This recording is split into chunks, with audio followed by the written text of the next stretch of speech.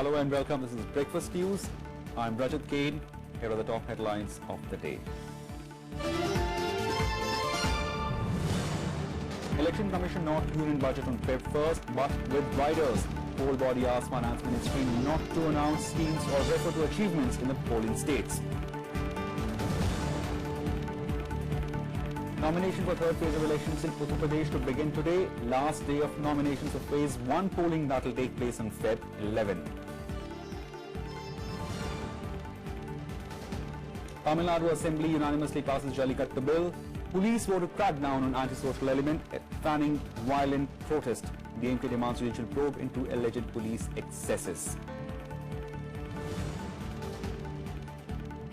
And US President Donald Trump fulfills campaign promise, signs executive order withdrawing from Trans-Pacific trade deal.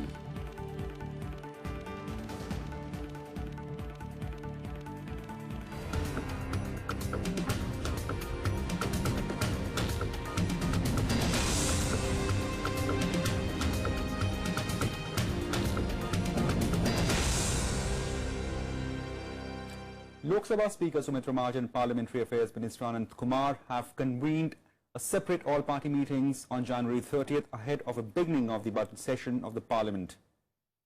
The meetings have been called to ensure smooth conduct of proceedings and also know what various parties wish to raise during the session. Prime Minister Narendra Modi is likely to raise the issue of transparency in poll fundings during the meeting convened by the government with leaders of various political parties. The meeting comes the day before President Pranab Mukherjee addresses a joint sitting of two houses in the Central Hall of Parliament.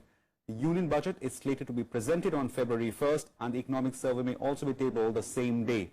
The first half of the session will be a short affair and will end on February 9th as it's being held in the middle of assembly polls in 5 states.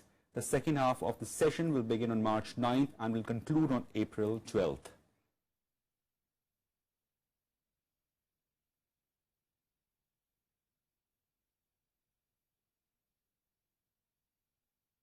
Now let's see some election-related news.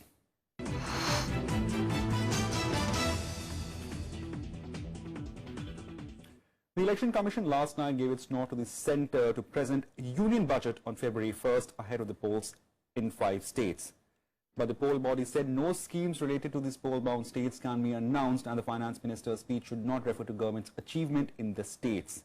It also reminded the government of a 2009 advisory which said a vote on account instead of full-fledged budget is presented ahead of elections as per the convention. It also said in Finance Minister's speech the government achievement in respect of 5 states will not be highlighted in any manner. Polls in Uttar Pradesh, Uttarakhand, Manipur, Punjab and Goa will be held between February 4th and March 8th.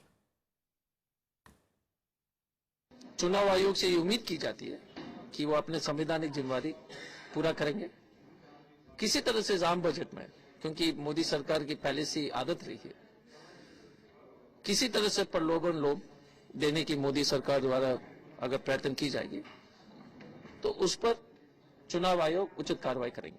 साल में जो है वो 12 महीने कहीं कोई न कोई चुनाव होते रहते हैं। बजट जो है किसी एक राज्य का या किसी एक राज्य से रिलेटेड नहीं होता। बजट जो है वो पूरे देश का होता है। इसलिए जो लोग उसको रोकने की बात या जो लोग उसको बढ़ाने की बात कर रहे थे उसमें तर्क नहीं था, तथ्य नहीं था, बल्कि राजनीतिक उसके कारण थे।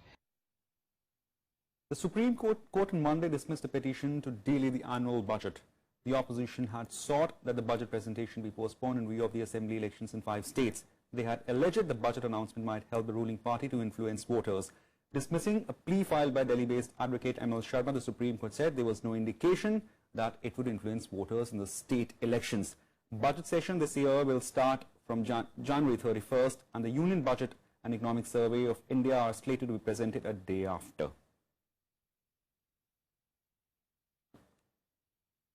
Matter is pending before the Election Commission. It is essentially an election issue or the Parliament power to regulate its own business. So I don't think it was whoever went to the Supreme Court was well advised, because the Supreme Court would not interfere in a matter which is connected with elections after the election process has begun. Budget जो है किसी एक राज्य का या किसी एक राज्य से रिलेटेड नहीं होता। बजट जो है वो पूरे देश का होता है। इसलिए जो लोग उसको रोकने की बात या जो लोग उसको बढ़ाने की बात कर रहे थे उसमें तर्क नहीं था, तथ्य नहीं था, बल्कि राजनीतिक उसके कारण थे। बहुत अच्छा है कि जो सुप्रीम कोर्ट का भी डिसीजन है वो भी बिल्कुल जो संवैधानिक ड्यूटी सरकार की है उसके तहत है। The filing of nominations for the third phase of polling in Uttar Pradesh will begin today. The process of filing papers will continue till January 31st and the last date of withdrawal is February 4th. 69 assembly seats spread over 12 districts will go to polls on February 19th in the third phase.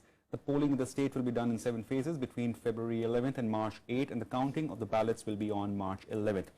Today is also the last date of filing nominations for the first phase polling, for which voting will be held on February 11th. 73 constituencies spread over 15 districts will vote in the first phase of UP. Akhilesh Yadav will kick off Samajwadi Party's election campaign from Sultanpur today. This will be his first election rally in the state after party made him president and won the battle of supremacy in the party over his father, Mulayam Singh Yadav, who is now a patron. 5 constituencies in Sultanpur district will go to polls on February 27th in the 5th phase. There has been no word on why he chose to begin campaign from here rather than place that goes to poll in the first phase of the polling. Akhilesh will also address another rally in Lakhimpur on January 25th.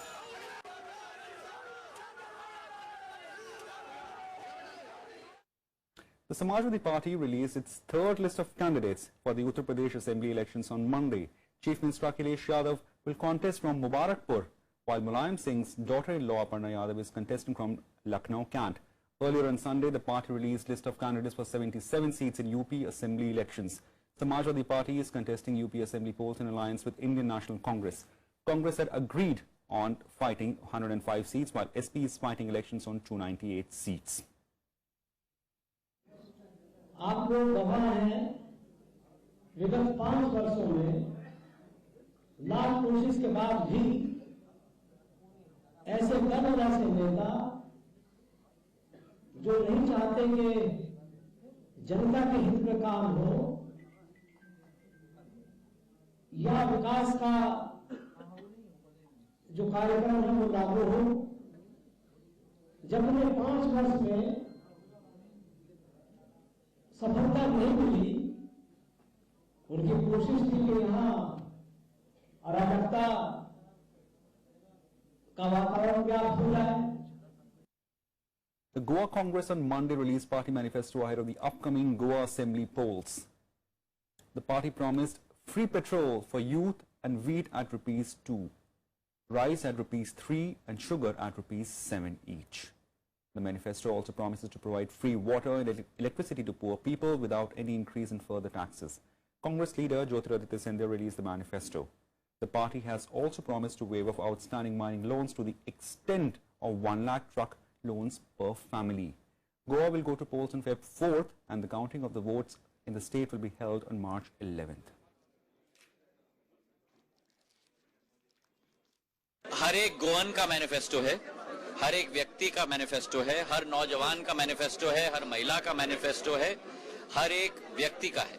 इसमें स्वास्थ्य की सुविधाएं, शिक्षा की सुविधाएं, बेरोजगारी भत्ता दिया जाएगा 5,000 रुपए का, जिसके घर में 1 लाख से कम आमदनी है। तो ये एक संयुक्त मैनिफेस्टो है जिसमें हर व्यक्ति की आशा अभिलाषा शामिल है। This is a manifesto which is dedicated to the youth, to the empowerment of youth, to empowerment of women, to empowerment of the workmen, to empowerment of every Goan. It's something different. We have done it. Replying to the Election Commission over the alleged bribery remark at a public rally in Goa, Delhi Chief Minister Arvind Kejriwal said his remarks were aimed at containing graft. In a letter to the Election Commissioner Naseem Zaidi, Kejriwal said his remarks are misinterpreted by the Election Commission. Kejriwal also sought a review of Election Commission's order to allow him to repeat the comments and asked poll panel to make him the brand ambassador to put an end to the bribery in elections. Home Minister Rajnath Singh will campaign for BJP candidates in Punjab from today. During his 2-day visit, Rajnath Singh will campaign in Abohar Fazlika, Firozpur, Pathankot, Mukeran and Rajpura Assembly constituency. Single-phase assembly elections in Punjab will be held on Feb 4th, where the incumbent BJP and Akali Dal is looking to get a straight third term. A total of 1,146 candidates are in fray for Punjab Assembly polls, which is set to witness a 3-cornered contest between Akali Dal BJP combined Congress and new on strength Aam Aadmi Party.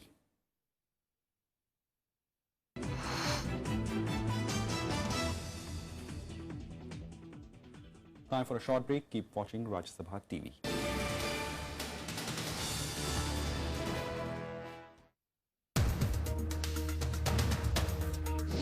In the Lutyens bungalow zone of Delhi, there is a perception that you are not a favorite of the central leadership. Why? I was a disciplined soldier. I am a disciplined soldier. The people of the state would be giving the mandate. Because Aam Aadmi Party is very clear that they are an anti-casino culture party, but BJP's stand has been that of a flip-flop. We are unnecessarily being tarnished. All the 6 casinos which are floating in Mandavis is the gift of Congress government. Watch To The Point with Goa Chief Minister Lakshmikant Parsekar only on Rajya Sabha television.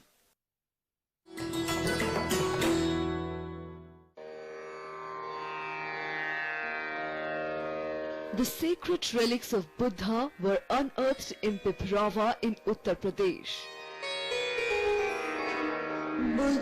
Buddhist monks from all over the world visit the National Museum to pay their respects.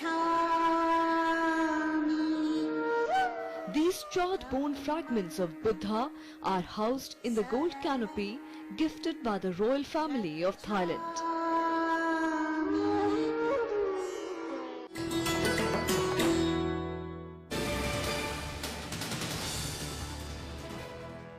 Welcome back.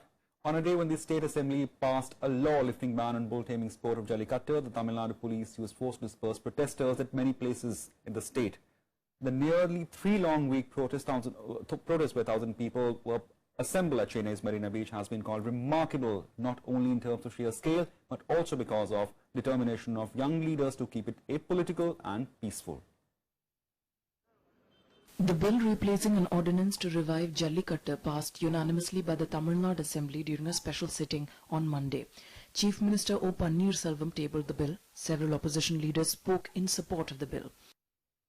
If the bill tries to remove some of the features which the Supreme Court pointed out, which cause cruelty to the bull, then there's a question whether they can go against the Supreme Court judgment.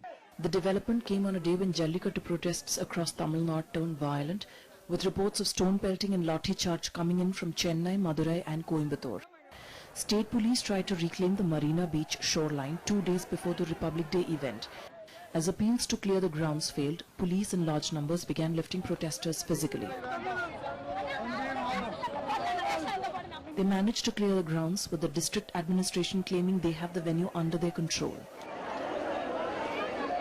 I should say that despite the gravest provocation, our police officers consistently fought and ensured that the minimum force was used to prevent any more violence and damage and to ensure the safety and security of the public. I would reiterate here that stringent action will be taken on all these antisocial elements we are identifying, and any more such violence will be dealt with firmly. Despite promulgation of the ordinance lifting the ban on Jallikattu, protesters pledged to carry on the agitation till a permanent solution was found. Political parties appealed to people to call off their agitation, even as some condemned police action. I have no problem with the youth. I have full sympathy for the youth and also for other people from art and literature and other walks of life who are genuinely feeling that this should be allowed. It's a native sport and it should be allowed. But these people are trying to politicize. That's why I appeal to all these youngsters, please call off the agitation. There must be leaders who are spearheading the campaign, and state government should talk to them and try to convince them and find a solution. And instead of that, state government should not engage police and resort to any police action and police serious action against the agitators. The police say 90% of protesters at Marina Beach have been evacuated. About 20 policemen have been injured in Monday's clashes. The centre also sought a report from the state government over the violence. The DMK, however, alleged police excesses. Working President M.K. Stalin met the governor and urged him to set up a judicial commission to probe the matter. The Madras High Court also directed the Tamil Nadu DGP to ensure safety of the public and pro-Jallikattu protesters. Nearly 70 caveats have been filed on the Supreme Court seeking prior hearing if pleas challenging the new bill passed by the Assembly come up. Monday completed nearly a week of protests against the ban on Jallikattu, a period that saw leading film, political and cultural personalities coming out in favour of the bull baiting sport in the state. Bureau Report, Rajya Sabha TV. Now, in a major setback, a former CBI chief, Ranjit Sinha, the Supreme Court constituted a special investigation team to look into the prima facie allegations against him of misusing power in the coal scam cases. Current CBI Director Alok Verma will head the investigations. The three-judge bench said the panel headed by former CBI Special Director Emil Sharma has prima facie indicted Sinha for allegedly influencing the coal scam cases. Sinha is alleged to have met several of suspects accused of corruption in allocation of coal fields to private firms. The Apex Court also asked the CBI Director to inform the court about the composition of team and the time needed to complete the probe at the next hearing.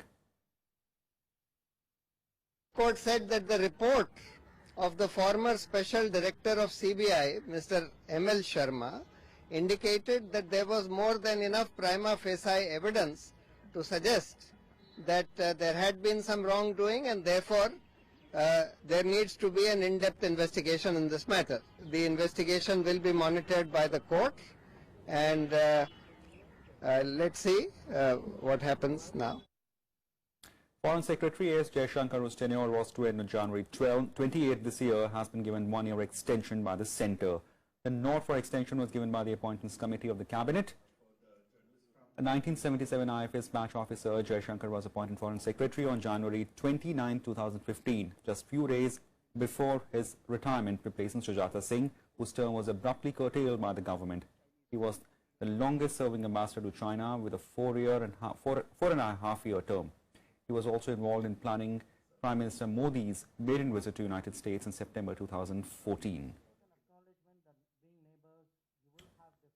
The CBI on Monday arrested former chairman and four other ex-officials of the IDBI Bank along with former executives of Kingfisher Airlines in connection with Vijay Mallya loan default case.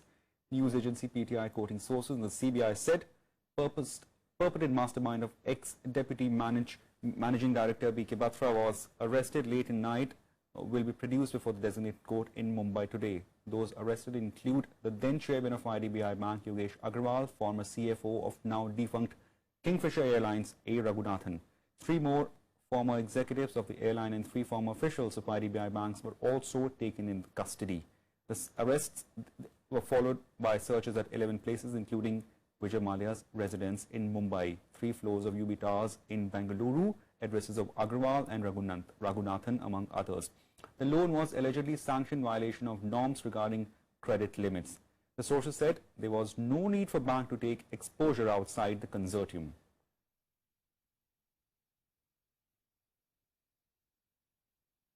The Met Department has issued heavy snow warning for next 3 days in Himachal Pradesh.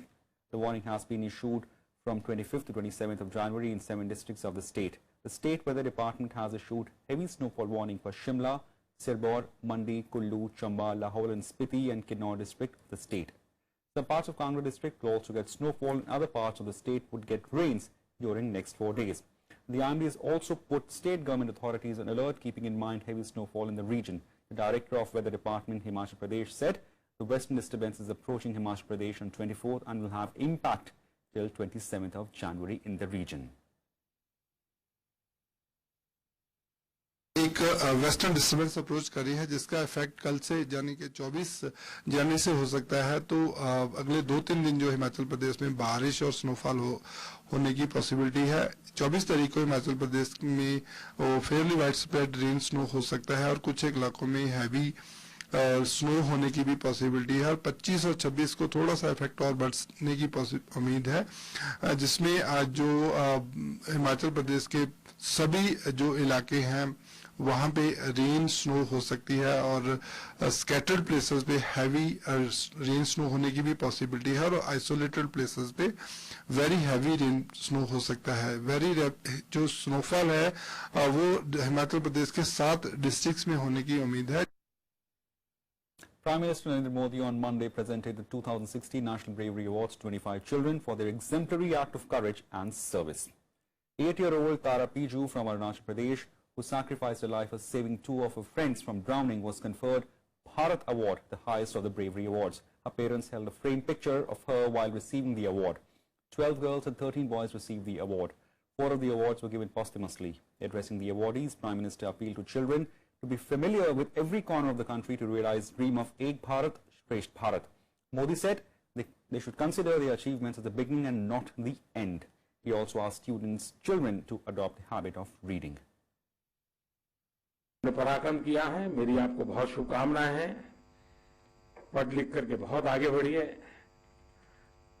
जीवन को सफल बनाने की कोशिश कीजिए और सफलता कोई एक मुकाम पे नहीं होती है, हर डगर पे सफलता होती है, तब जाकर के मुकाम वाली सफलता हासिल होती है और उसको करते रहेंगे तो जीवन में बहुत सफलता मिलेगी। मैं आपको तो बधाई देता हूं, साथ साथ आपके परिवारजनों को बधाई देता हूं जिन्होंने आपको ये शिक्षा दीक्षा दी। I'll look at what will be making news in the day ahead. The Supreme Court is to announce names of the administrators for the BCCI today, even as it modified its earlier order by which a person having cumulative tenure of 9 years in the State Association and BCCI would stand disqualified from holding any position in the apex cricket body.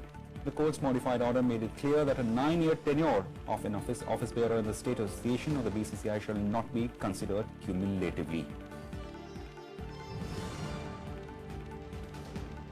A special Delhi court is to pronounce an order framing charges against former Telecom Minister Danivir Maran, his brother Kalanidhi Maran and others in Aircel Max's deal case lodged by the CBI and the Enforcement Directorate. All the accused have denied allegations against them made by the investigating agencies and have moved bail pleas.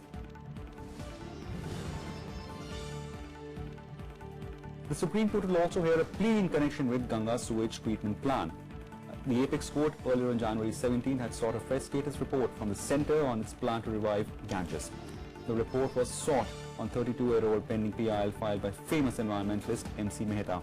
The NGT in December last year sternly criticized Uttar Pradesh Jal Nigam on its attitude and approach to the Ganga Action Plan, saying the institution is one of the best examples of uselessness as it has done nothing since its inception in 1975. Our top international focus. US President Donald Trump has fulfilled a campaign pledge by signing an executive order to withdraw from the Trans-Pacific Partnership or the TPP.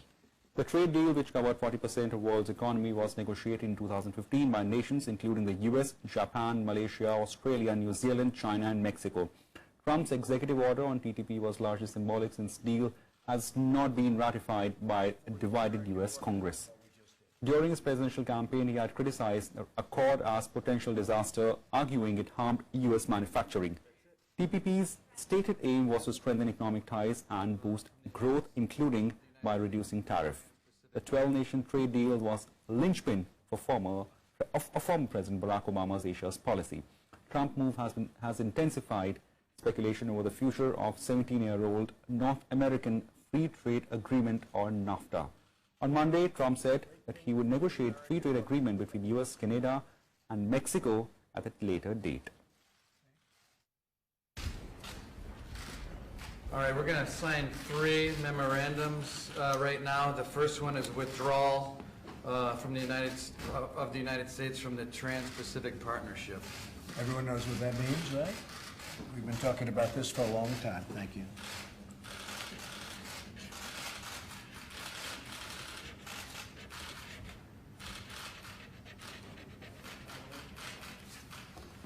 Okay.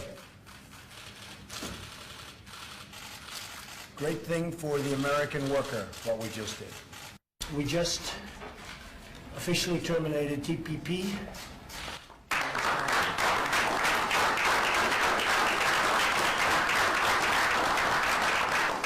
And just signed a document, very powerful document. And we're going to have trade, but we're going to have one-on-one. And if somebody misbehaves, we're going to send them a letter of termination, 30 days, and they'll either straighten it out or we're gone. Not one of these deals where you can't get out of them and it's a disaster. More international news in World Wrap. Britain's Supreme Court will rule today whether Parliament or ministers have power to begin Brexit process. The landmark judgment will decide on how European Union's Article 50 exit clause is triggered. The government argues that ministers have the power, but opponents say they need Parliament's approval to start 2 years of negotiation.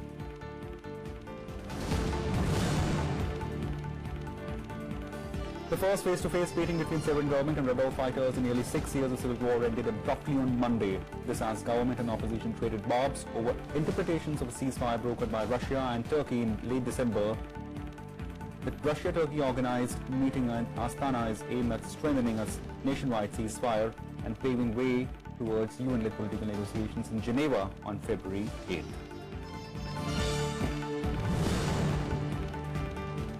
Authorities have warned Nigeria that female suicide bombers are there carrying babies to avoid detection. An attack in the town of Marigil on 13 Jan saw 2 women detonate their device, killing themselves, 2 babies and 4 others. They have passed the vigilante checkpost, mistaken for civilians because they were carrying infants. Boko Haram is suspected of having carried out those attacks. A powerful storm system up US East Coast on Monday with pounding rains and high winds. This after tornadoes killed at least 18 people in Georgia and Mississippi over the weekend. 14 people died in Georgia, where an emergency has been declared for 7 countries. Mississippi reported 4 deaths from a tornado on Saturday, where severe weather also injured more than 50 people and damaged about 480 homes. That's it for now. Keep watching Rajasthan TV.